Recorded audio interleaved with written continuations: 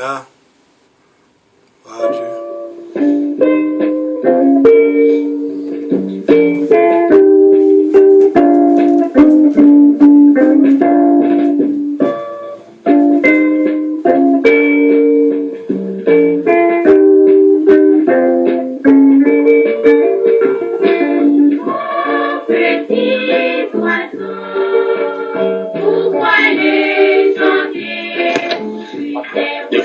Bonsoir, bon Dieu béni.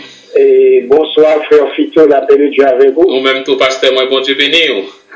Et même salut au nom de Jésus. Amen, nous recevons les pasteurs. Et même nous saluons tout notre bien-aimé, famille, frères et sœurs qui nous dans le moment ça. Nous saluons fraternellement dans le nom de Jésus. Amen. Mais nous sommes bien contents après-midi pour le privilège que le Seigneur a accordé nous. On est capable de présenter la parole de Dieu et nous avons conviction que l'Esprit de Dieu ne va pas laisser nous seuls. Il va faire nous faveur pour l'accompagner nous dans le voyage. Amen. Donc nous baillons mon Dieu gloire et qu'il est capable de faire nous grâce. On dit le bon Dieu merci. Et que dans l'harmonie, c'est lui-même qui va bénir nous abondamment. Et maintenant, on a un peu ouvrir la parole de Dieu dans 1 Corinthiens chapitre 15. Nous allons lire les 4 premiers versets. 1 Corinthiens chapitre 15, les 4 premiers versets. Je vous rappelle, frères, l'évangile que je vous ai annoncé, que vous avez reçu, dans lequel vous avez persévéré, et par lequel vous êtes sauvés, si vous le retenez dans les termes où je vous l'ai annoncé. Autrement, vous auriez cru en vain. Je vous ai enseigné avant tout, comme je l'avais aussi reçu, que Christ est mort pour nos péchés selon les Écritures. Il a été enseveli et il est ressuscité le 3e jour selon les Écritures. Que mon Dieu m'a amené capable d'ajouter, bénédictionner ce texte pour édification moi-même avec vous. Père éternel, Dieu 3 fois saint, combien nous sentons heureux pour approcher de ta sainte parole, pour nous capables de manger la satiété. Permet que l'Esprit nous capable d'utiliser nous comme un instrument, afin que nous capables d'annoncer avec clarté et conviction la sainte parole de l'Éternel au nom de Jésus. Amen. On a considéré la célèbre déclaration consignée dans le livre des Actes des Apôtres et principalement au 4e chapitre et au verset 12. Il rapporte nous, alors il rapporte, c'est le médecin grec, le docteur Luc. Monsieur, mettez-nous devant le tribunal qui se trouve Jésus-Christ à la croix. Et monsieur rapporte nous la fameuse déclaration de l'apôtre Pierre, remplie du Saint-Esprit, et il pousse écrit ça. Il n'y a de salut en aucun autre. Actes des Apôtres, chapitre 4, le verset 12. Voilà le cri de l'apôtre Pierre, par devant ce tribunal qui se trouve Jésus-Christ à la croix. Il n'y a de salut en aucun autre. Et cet après-midi, pour montrer en effet qu'il n'y a de salut en aucun autre, nous venons de vous lire la parole de Dieu, parole sous la plume de l'apôtre Paul. N'est-ce pas, monsieur fait ces déclarations dans 1 Corinthiens chapitre 15, à partir du verset 1er jusqu'au verset 4, où l'apôtre Paul, monsieur a secondé l'apôtre Pierre, lui prouver qu'il n'y a de salut en aucun autre. Et les nous lire dans 1 Corinthiens 15, verset 1 à 4, comme si nous l'île pour nous, le rappel de l'apôtre Paul au croyants de l'église de Corinthe, et Paul énonçait comme suit: je vous rappelle, frères, l'évangile que je vous ai annoncé et par lequel vous êtes sauvés. Donc ainsi, nous pourrons continuer à exposer le sujet que depuis des semaines, nous avons considéré avec vous, savoir l'évangile, l'unique fondement du salut. Et c'est ce que l'apôtre Paul présentait dans ces 4 versets, que nous sommes pour nous, que l'évangile annoncé par Paul est l'unique fondement du salut. Et l'apôtre Paul, dans l'épître aux Galates, l'apôtre Paul insistait que l'évangile est l'unique fondement du salut. Et voilà pour quelle raison, dans l'épître aux Éphésiens, au chapitre 1er et le verset 13, l'apôtre Paul dit l'évangile là, l'évangile de votre salut. Et le docteur Luc, rapportez-nous dans Actes des Apôtres, chapitre 1, verset 4, il est l'évangile de la grâce de Dieu. Et plus tard, l'apôtre Paul l'a fait la deuxième épître aux Corinthiens, il est l'évangile de 2 Corinthiens 2, verset 12, l'évangile de Christ. Et après cela, l'apôtre Paul va lever l'évangile dans Éphésiens 1er, le verset 13, l'évangile de votre salut. Et cet après-midi, moi je vais considérer l'évangile de votre salut. Et alors, nous connaissons mon capitaine qui peut encore accepter l'évangile de salut, et m'a encouragé à se faire, à emboîter le pas de monde qui t'étendait l'évangile et qui te reconnaître l'autorité sénérale de Christ à travers ses données. Et aussi accepter la parole de Dieu. Et pour prouver que l'évangile annoncé par l'apôtre Paul, l'évangile du salut, l'apôtre Paul présentait aux Corinthiens certains arguments corroborant, ça veut dire confirmant cette vérité indéniable. Quelle est donc cette vérité indéniable? L'évangile, l'unique fondement du salut. En dehors de l'évangile, il n'y a point de salut. Et le premier argument que l'apôtre Paul a avancé, et que depuis des semaines d'avait exposé vous, c'est la personne concernée dans cet évangile. C'était le premier argument présenté par l'apôtre Paul pour confirmer cette vérité indéniable, la personne concernée dans cet évangile. Et qui personnage qui t'a dominé l'évangile? Parce que l'autre personnage qui t'a dominé l'évangile, c'est Christ. Voilà le thème de l'évangile, Christ. Et c'est ça que Paul te dit dans 1 Corinthiens 15, verset 3. Je vous ai enseigné, n'est-ce pas, vous, que ça, nous te recevoir, qui pas l'autre bagage, c'était Christ. Et là, nous te présenté Christ comme étant loin officiel de Dieu. Et l'apostrophe au majuscule. Et ce loin officiel de Dieu, nous te présenté les 3 grandes fonctions officielles établies par Dieu. Premièrement, Christ est remplir la fonction de prophète. Deuxièmement, Christ est remplir la fonction de prêtre ou souverain sacrificateur. Et troisièmement, Christ est remplir la fonction de roi.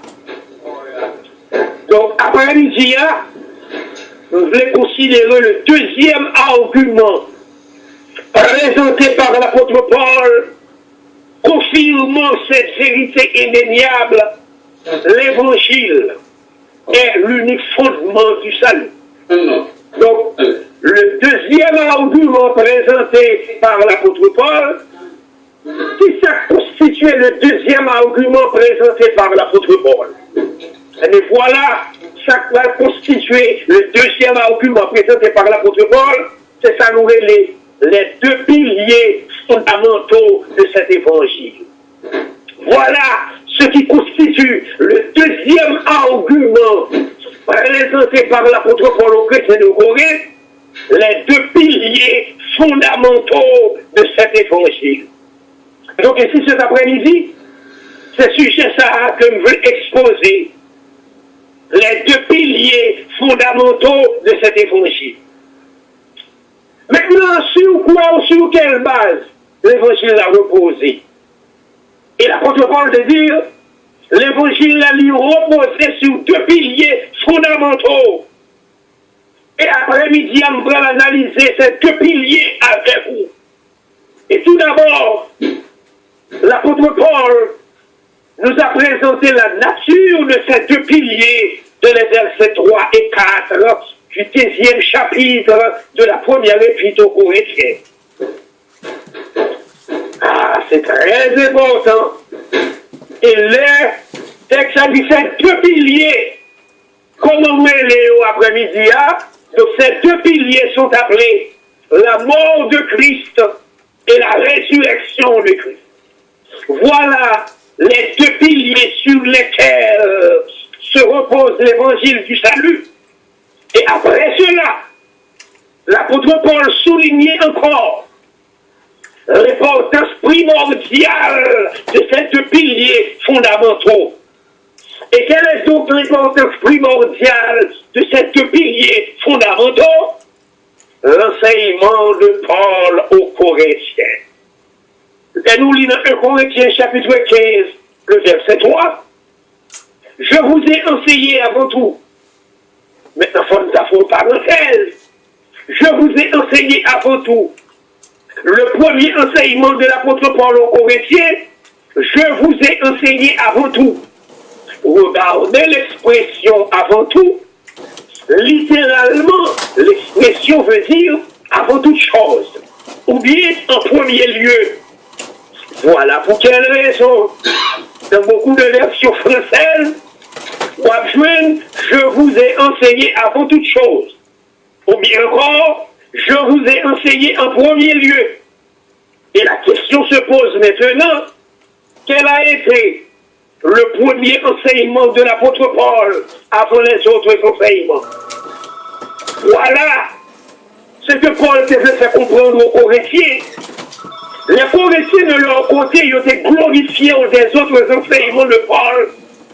Et l'apôtre Paul de dire, l'enseignement que on a dû glorifier là, c'est le premier enseignement que nous débarrons. Et c'est à partir de cet enseignement qu'on va bénéficier des autres enseignements.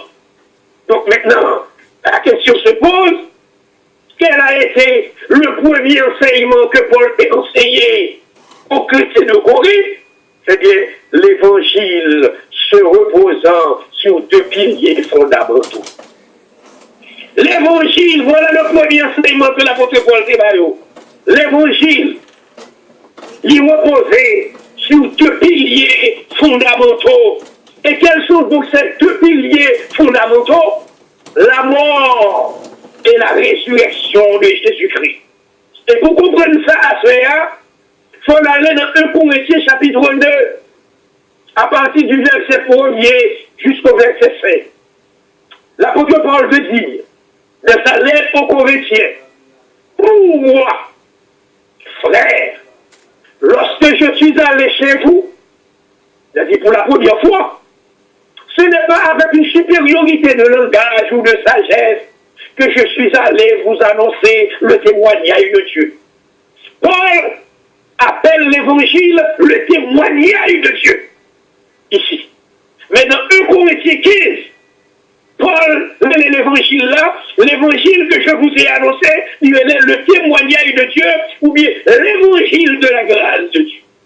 Le verset 2, ah, je n'ai pas eu la pensée de savoir parmi vous autre chose que Jésus-Christ et Jésus-Christ crucifié. Le verset 3, moi-même, j'étais auprès de vous dans un état de faiblesse, de crainte et de grand tremblement. Le verset 4e, et ma parole, c'est-à-dire l'évangile, mon évangile, dit l'apôtre Paul, et ma prédication de l'évangile ne reposait pas sur les discours persuasifs de la sagesse, mais sur une démonstration d'esprit et de puissance.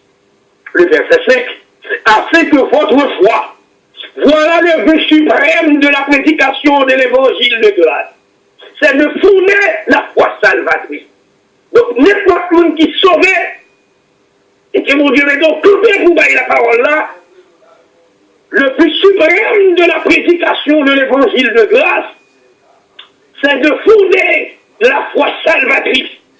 Et c'est ça l'apôtre Paul dit dans verset 50, afin que votre foi soit fondée non sur la sagesse des hommes, mais sur la puissance de Dieu. Mais ce qui doit intéresser nous de ce passage, Paul veut dire au verset 3, moi-même, j'étais auprès de vous dans un état de faiblesse, de crainte et de tremblement.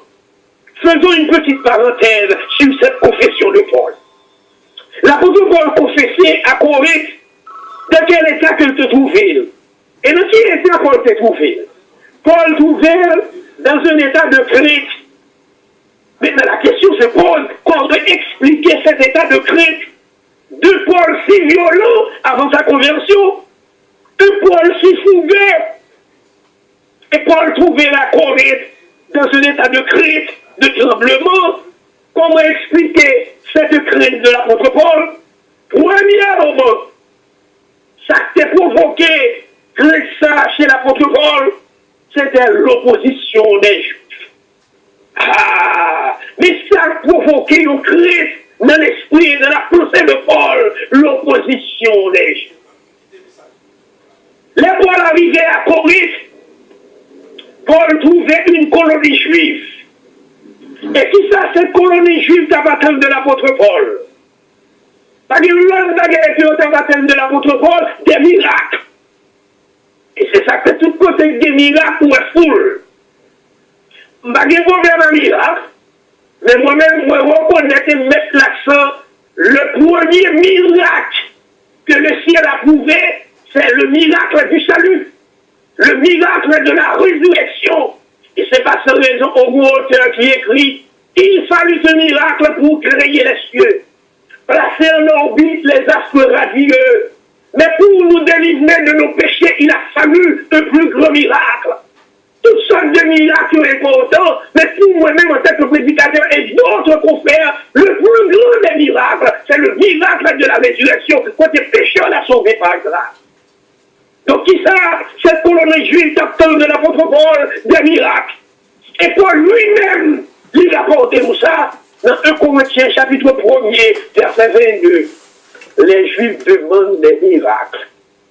Les Juifs voulaient que Paul présente un évangile qui mêlait à la loi et confirmé par les miracles.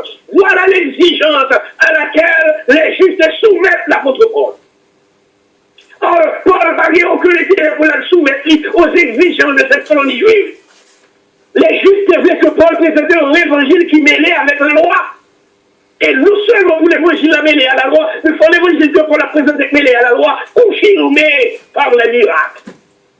Ça, c'était la première opposition que Paul a croisée sur le chemin. Deuxièmement, nous sommes capables de dire, ça qui mettait Paul dans un état de crise, c'était les Grecs. Et qui ça, Grecs, ils étaient vrais?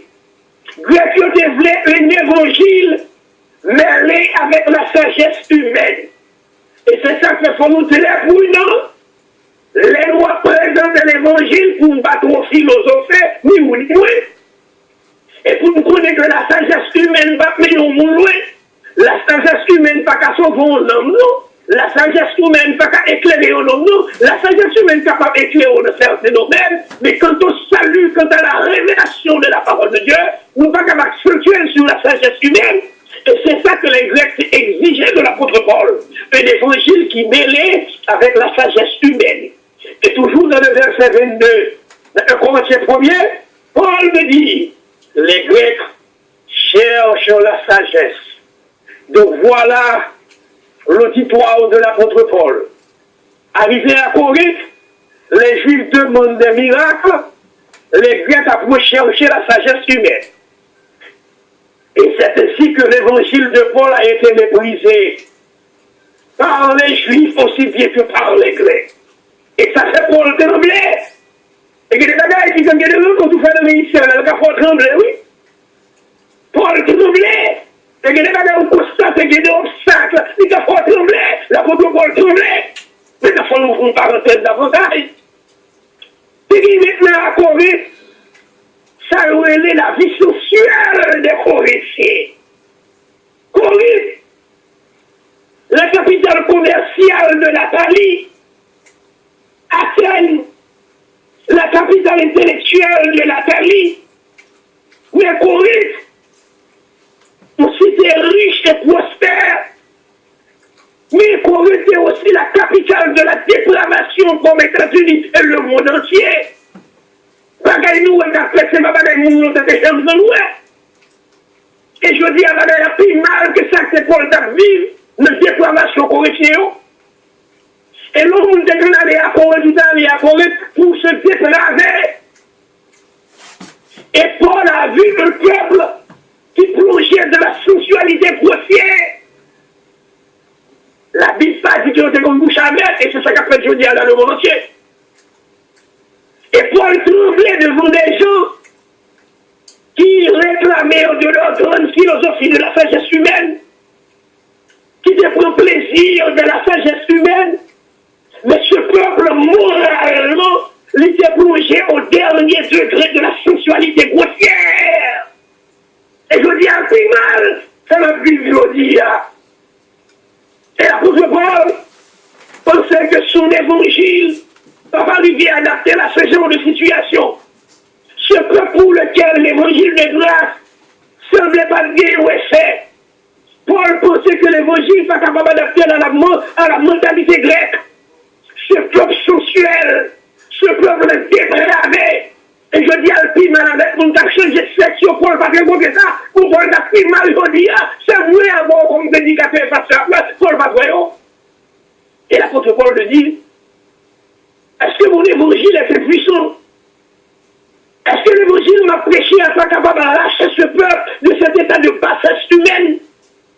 Des hommes, bien préparés, des philosophes, mais c'était des monstres à face humaine, tellement ce peuple est plongé de la dépravation. Et l'apôtre Paul le dit, oui, tremblez.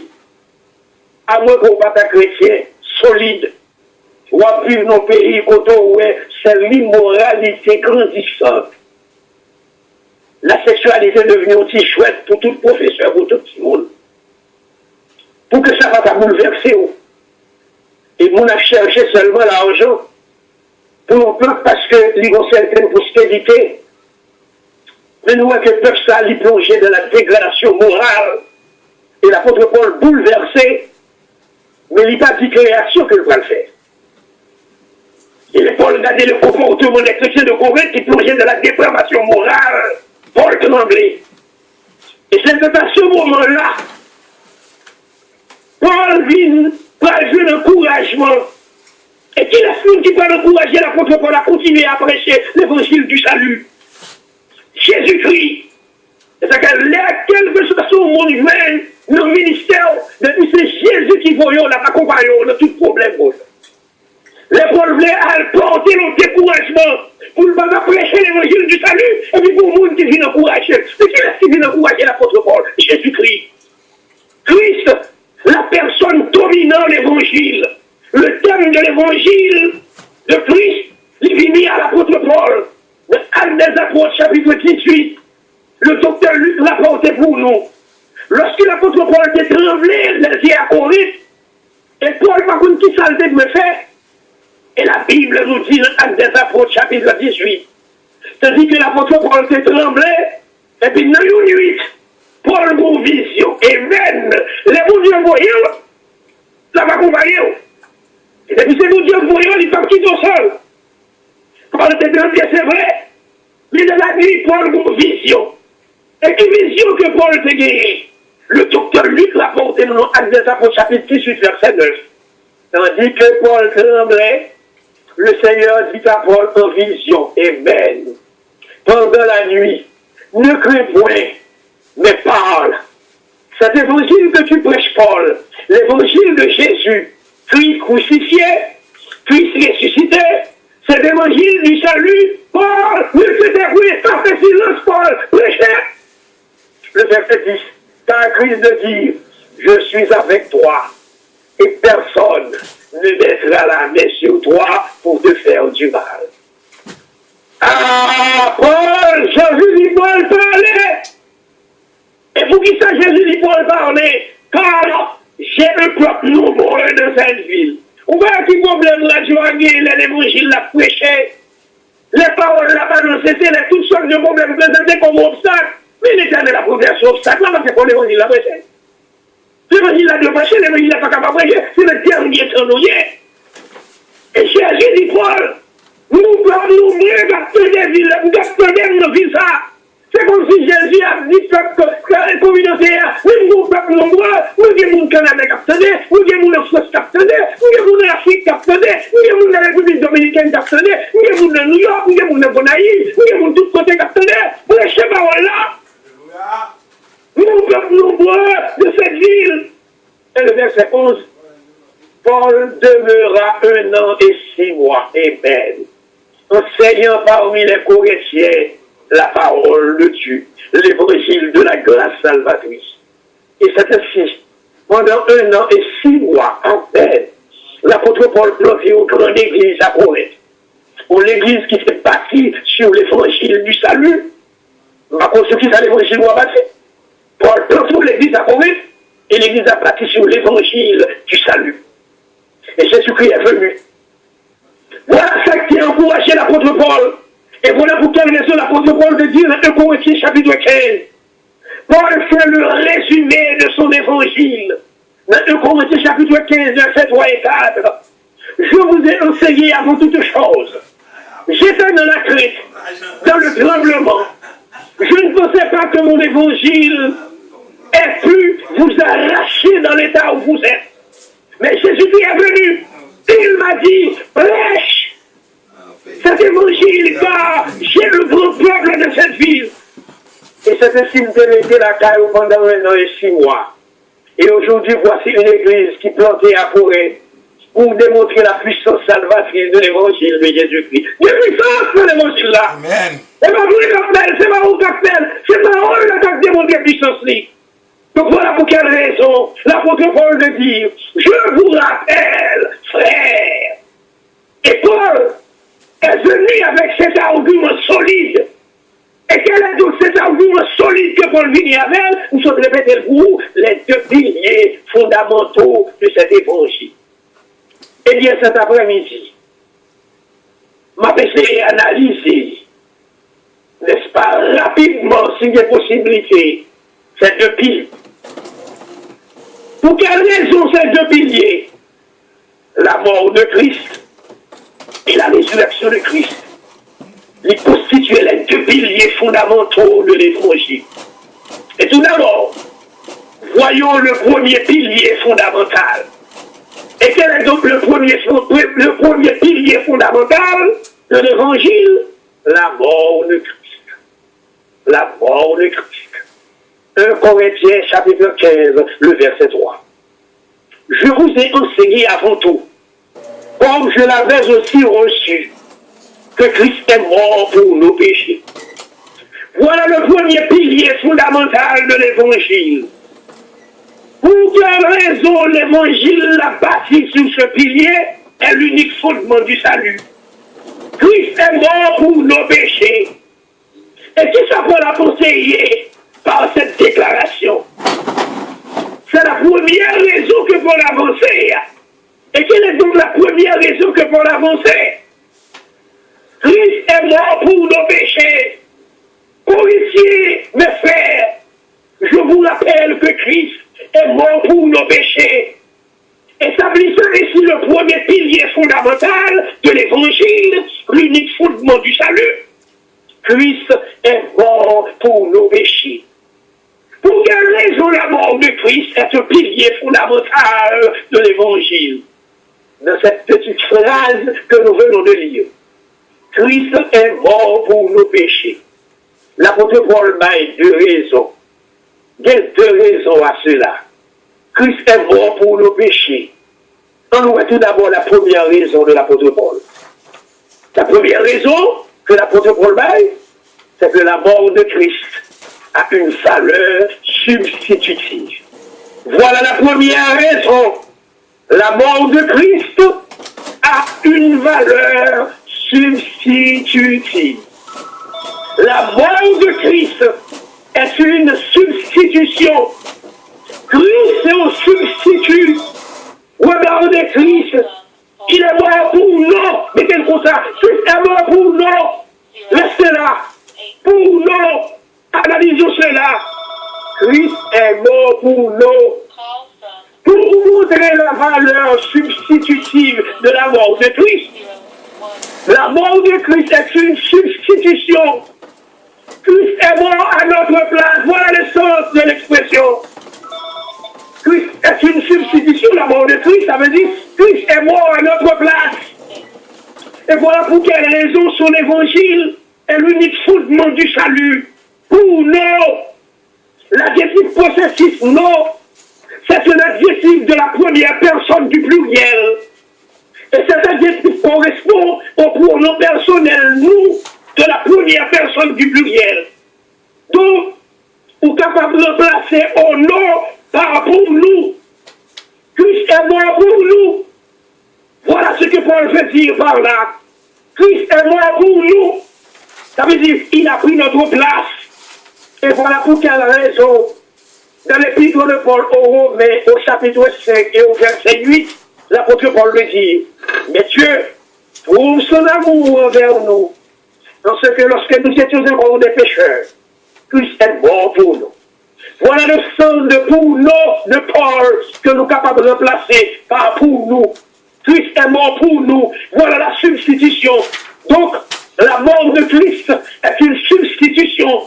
Christ a pris notre place.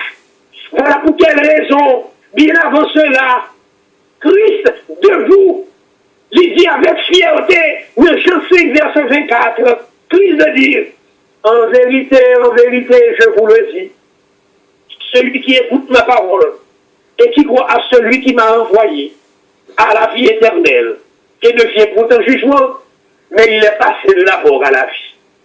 Celui qui croit en moi, vous doit placer.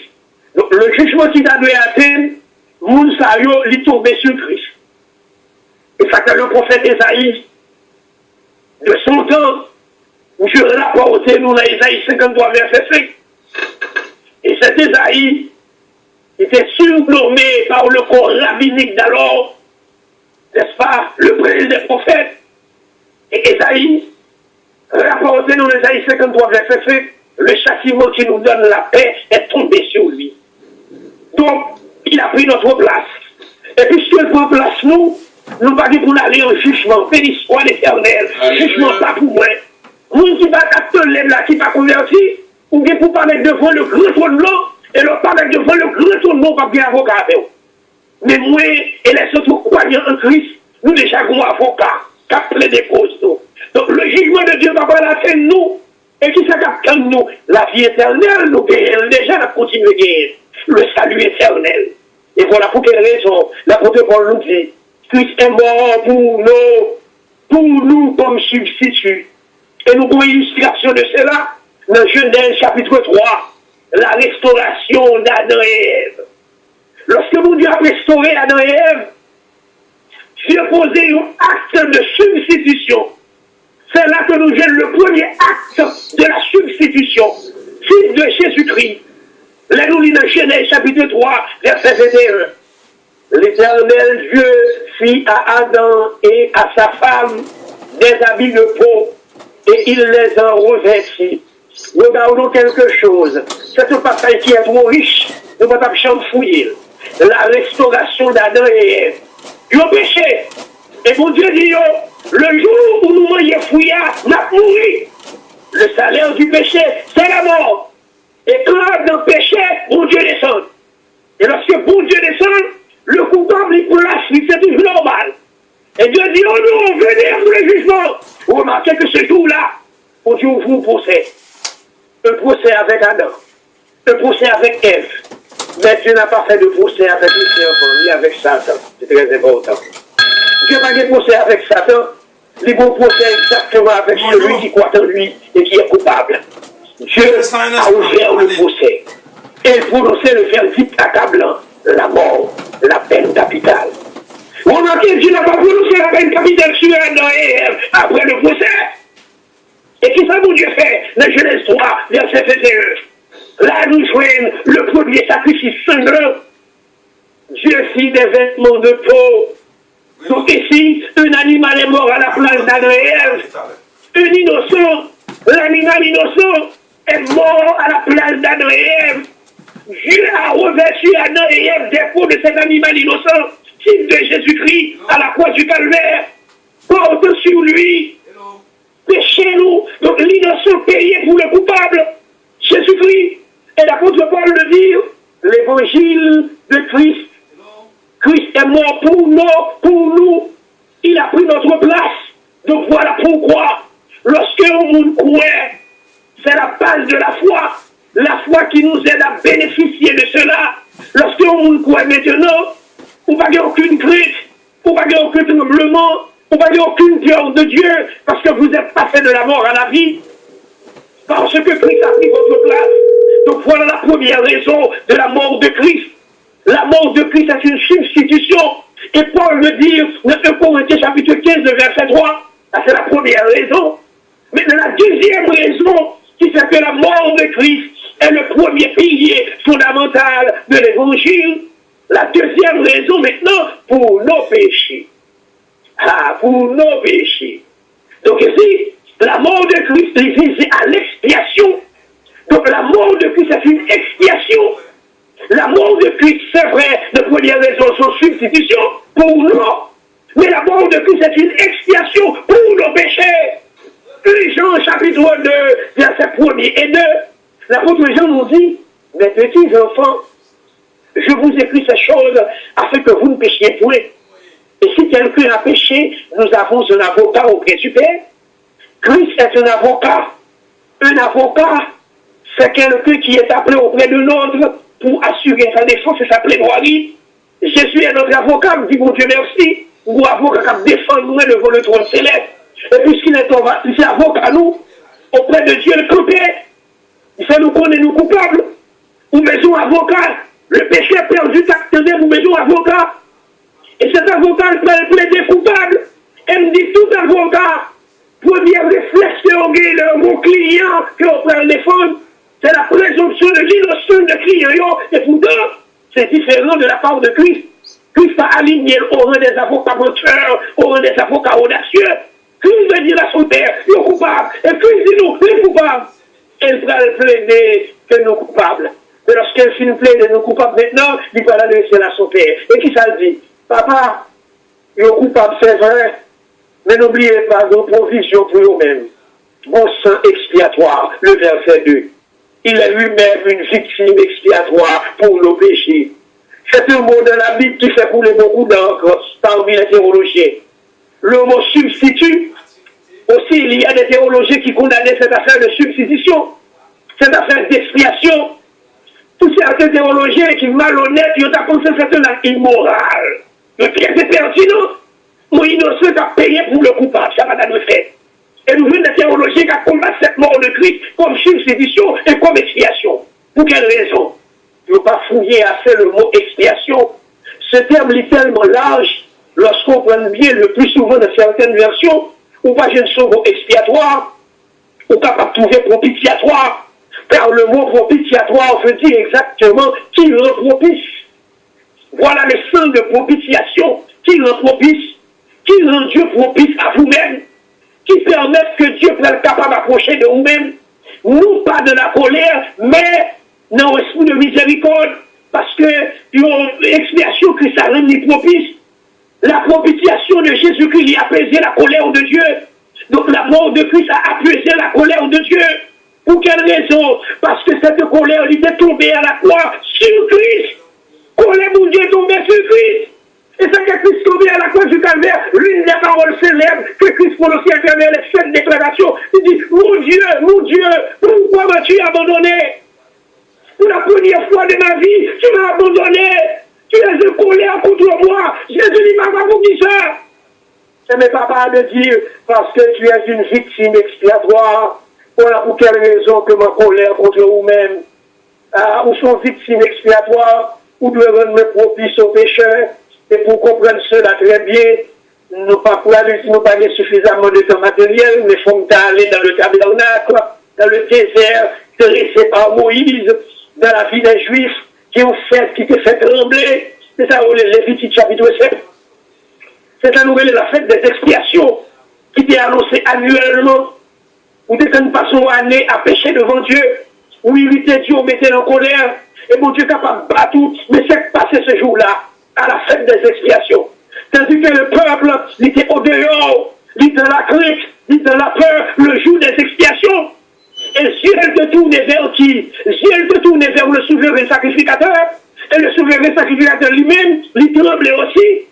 Est-ce qu'elle tremblait aussi? Il était capable de trembler? Mais non, il va trembler. Et pourquoi il va trembler? Parce qu'elle était portée à l'autel des raies, l'autel des holocaustes, le bouc expiatoire.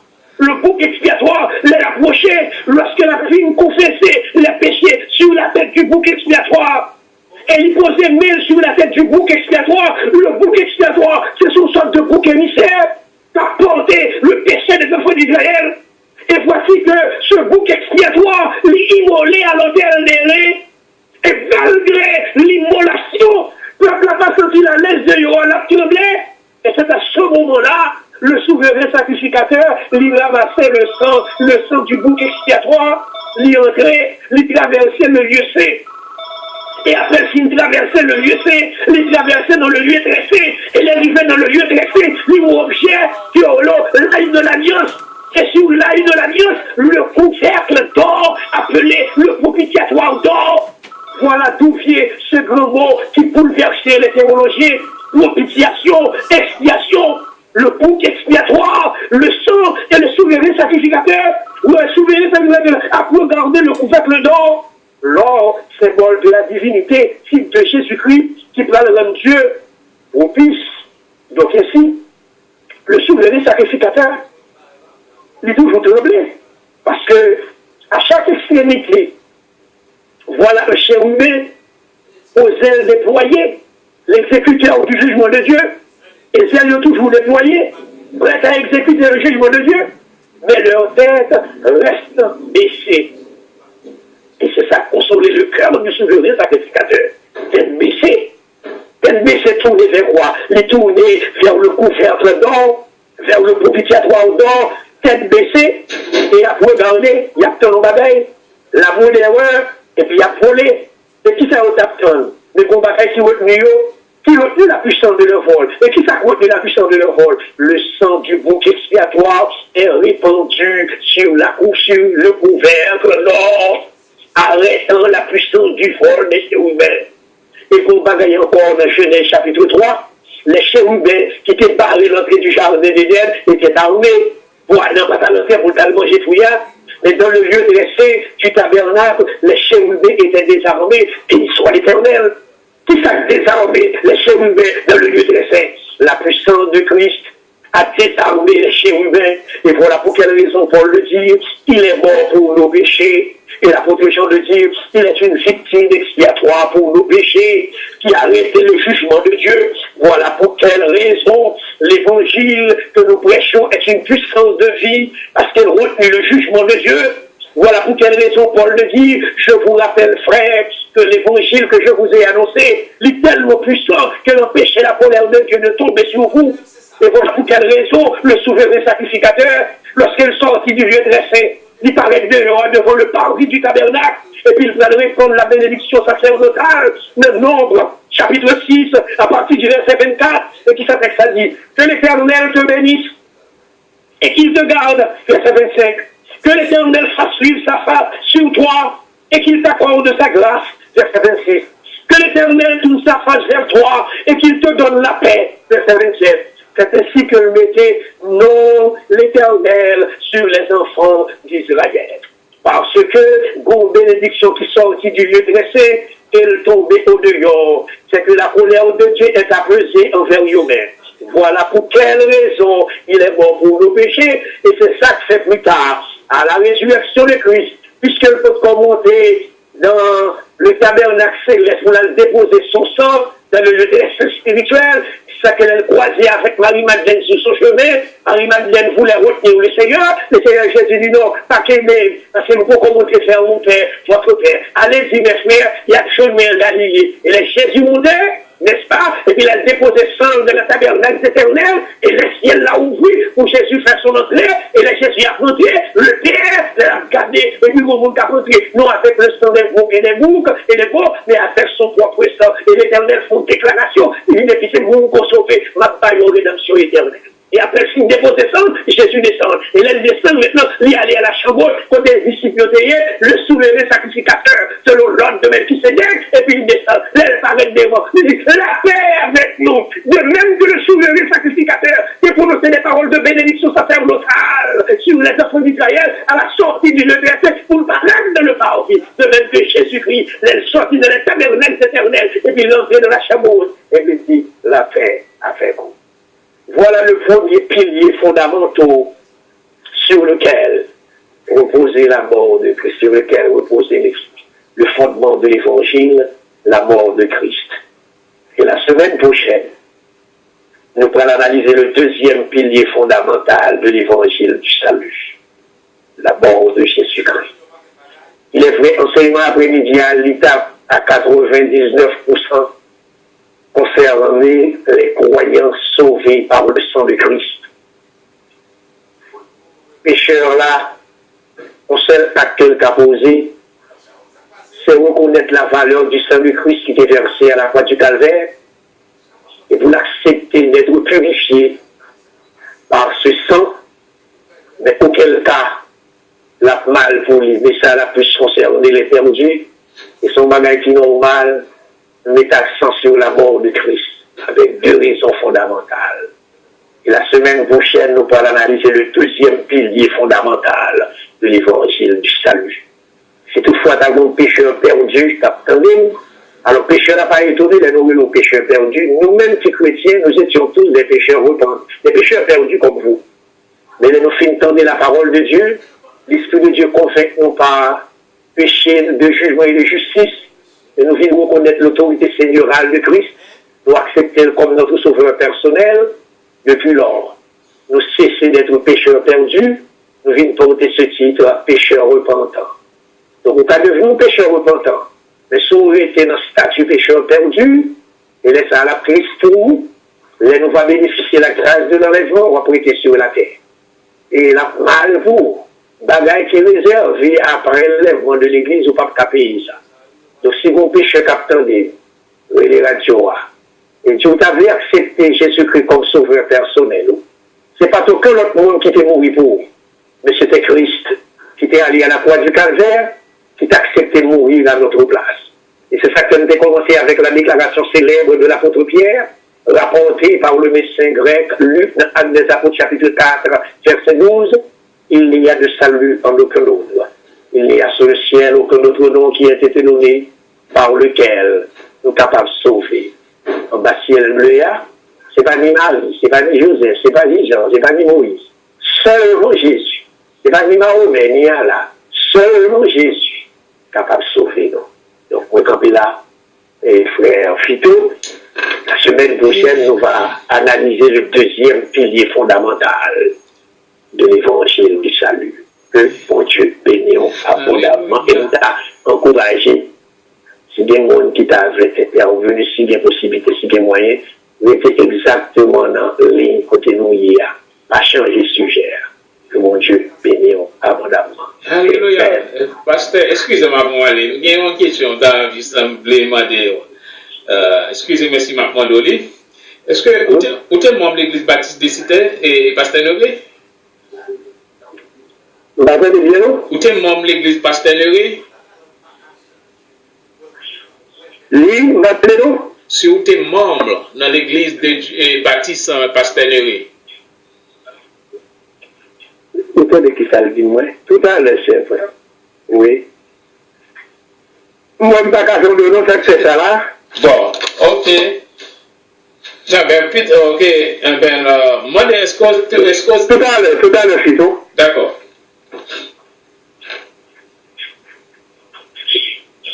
Hello, oui, on a une question pour vous. Oui, est-ce que tu es membre de l'église? Une question pour vous. Est-ce que tu es membre de l'église pastorale? Tout à l'heure, on m'a dit, est-ce que... Les amis à ne plus savoir Oui, alors, et toujours